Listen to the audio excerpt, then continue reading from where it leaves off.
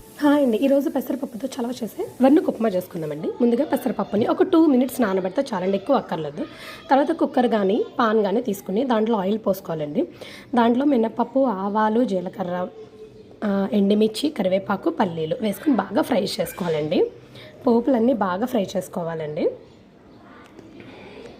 బాగా ఫ్రై చేసుకున్నాక మనం ముందుగా పెసరపప్పు నానబెట్టాం కదండి, అది వేసేసుకో. ఒకవేళ మీకు నానబెట్టే టైం లేకపోతే రియల్గా అయినా వేసేసుకోవచ్చు. ఎలాగ మనం వాటర్ వేసి వాటర్ మరిగాక నూకేస్తాం కాబట్టి దీంట్లో పెసరపప్పు అనేది నానిపోతుందండి, నో ప్రాబ్లం. నేనైతే ఒక గ్లాస్ వెన్నుకకి 2 గ్లాసులు వాటర్ తీసుకున్నాను. మీరు మీ ఇంట్లో ఉన్న మెంబర్స్ని బట్టి ఆ క్వాంటిటీని బట్టి మీరు తీసుకోండి. వాటర్ వేసాక దాంట్లో కొద్దిగా సాల్ట్ వేయాలండి. సాల్ట్ వేసాక వాటర్ మరిగాక సాల్ట్ చూసుకుని అప్పుడు మనం ముందుగా కొలుచుకున్నాం కదండి వెన్నుకని, అది వేసుకుని బాగా తిప్పుకొని మూత పెట్టుకోవాలండి. మధ్య మధ్యలో కలుపుతూ ఉంచుకోవాలండి. లాస్ట్లో చూడండి ఎంత పొడి పొడిగా ఉప్మా రెడీ అవుతుందో. పెసరపప్పు వేసుకుంటే రుచికి రుచి ఉంటుంది, అలాగే మనకి చలవ కూడా చేస్తుందండి.